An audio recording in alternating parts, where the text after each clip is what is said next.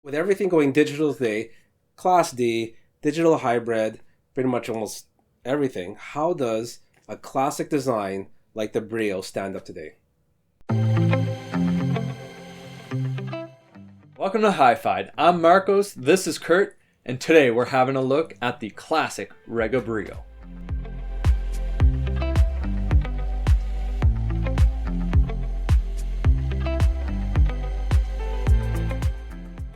The Rega Brio retails at $14.49 Canadian, around $1,100 USD. What makes the Rega Brio such a classic amp is the fact that it's a full analog integrated amp. It's only got 6 RCA input, one of which is a moving magnet phono stage, a 1/4-inch headphone socket. It features an AB toroidal transformer, 50 watt per channel amplifier, and surprisingly, a lifetime warranty. Lifetime warranty? That's actually pretty impressive. I'm gonna definitely look into that. You sure? It is. The website says it. Okay, I believe it. The website says it. I do like the simplistic nature of this amplifier, and overall, the build quality is really quite good on it. Everything's all pretty much aluminum chassis on here, even including the volume knob. And the volume knob has just the right amount of kind of a feel and feedback on there. One thing too is all the buttons have that nice clicky feel, which I really do like. And it's just simplistic. You got your one button for your source, power it on and off, and your volume. And just like good old classical design. Yeah, the design of the Rega Brio really reminds me of like the Olive series name gear. Even the chassis size, it's a half chassis, so I really like it in the fact that you can put it in smaller spaces. It does have like kind of like a modern classic look to it. I find it's really timeless. That's true. With the like aluminum knob on there and everything, so you can really have it around for many years, which I think that's what Rega really intended. The setup, I love it. You know, you got a phono stage. Oh, sorry, a phono stage. The setup, I love it because it's easy. If you got a turntable, well, it's got a turntable input in the back, which is moving coil, moving magnet, and also it's just, again, there's one button to select your source, and that's really it. It's just you plug in your RCAs, just like a good old school traditional design. No app, no nothing. It's so easy your grandma can do it, or Kurt. Okay.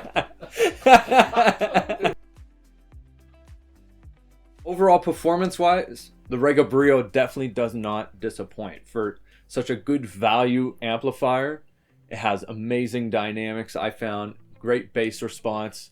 Just like that classic UK sound. It's not in your face or anything, but it's just really nice and easy to listen to. For those of you that just like a good quality, stripped back, classic design, it really is for you. For one thing, it pretty much for me, it hits nail on the head in so many aspects. It's dynamic. There's a sense of just like kind of like speed and body into the overall into the music, which we'll touch on later on the music part. But overall, I just think it's just such a well-rounded unit at that price range. When it came to doing our classic dB test, for those of you who listen to lower volume, I find the Rega Brio was really great at low volume. It had just enough body in the mid-range to like really follow along. The top end was nice, clean, and detailed. And the bass response was just enough to really notice it and be able to still really follow the music or follow dialogue. For those of you that like to look at specs and see the 50 watts, don't let that fool you. You know, a lot of times we're going to be releasing a video on that will be explaining how kind of manufacturer wattage works. However, in this case, believe me, we reached up to 89 dBs, which is really respectable. That's the equivalent of a lot of amps that we tested that were twice the power. One thing at the higher levels, it's not straining.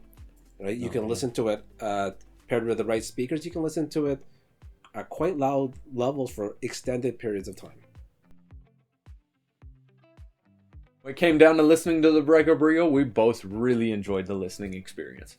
We listen to all kinds of music, but the two tracks that stood out today, Doris Montero, and sorry I might butcher the name of the song, but Fuda Samba Voce. I actually really love this song, and it's been recorded by many different Brazilian artists and Spanish artists over the years, but I find her recording of it is really great. It's just got this, her vocal is really nice and clear, and what I noticed and what you can expect out of the Rega Brio is a nice, clean, detailed vocal and instruments. I found there was a really nice jamminess in the air as well. It just flowed really well. The music just kind of expanded out into the room. So I like when you said jamminess. That's pretty. I've never heard that before. But you know what I think you might have heard is like, you know, it's just very like rhythmic. It's very groovy sounding, this amp. And overall, the way the recording on here, the way it was recorded, it's quite neat. It's recorded that it sounded quite large in a space with all the reverbs. And to make that mix sound proper, you know, this amp's got to pick up the little details, especially on that reverb. And this just did such a good job portraying that soundstage that it created. And one thing is on the percussion, the way this was mixed, it was done in a way where it's not mic'd super close, but the level of dynamic contrast and dynamic at more of like kind of at the micro level, this really still picked up. It still had authority and body to the music, which this amp just does so well. The second song we listened to is from an emerging Canadian artist from Toronto, Luna Lee. The song we listened to is Cherry Pit, off of her brand new album that came out in 2022. Seems like Luna Lee's really, her career's really exploding. In the last couple of years, there's been a lot of hype around her, and it seems like success is coming her way. The thing I really enjoyed about this song in particular off this album is just the start of the song starts with these rock guitars and pretty heavy guitar at the start, and I found with the Rega Brio, it really picked up on that, and it kept up with the rhythm of the guitars, no problem. And then the song does a complete 180 flip and turns into this like very lightweight and kind of almost heavenly sounding pop song. And I found the Brio really kept up with that dynamic change and had no problem with that transition. I highly recommend a lot of you guys listen to this track and just see if you see kind of what I hear at the beginning. So at the beginning, there's this whole part where it's just a mess. It's like what you're kind of saying, kind of like just a mess in sound.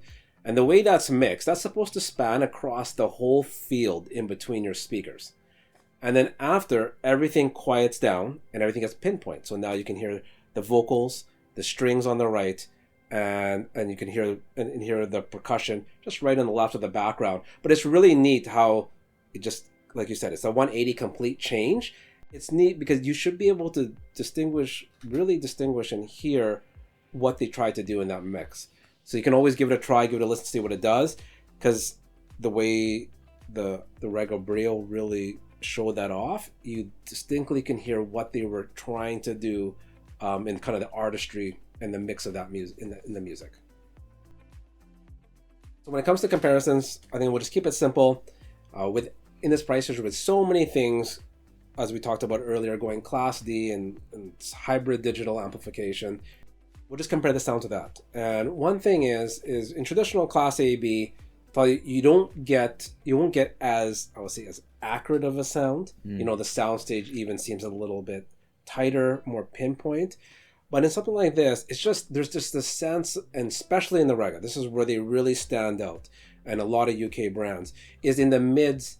There's a lot more of that. You're going to get a lot more of that more body in the music, like almost like just a feeling of more heft into the sound, a sense of dynamic contrast, even coloration or distortion that is actually what I consider sometimes good distortion, or that's pleasant to the ear.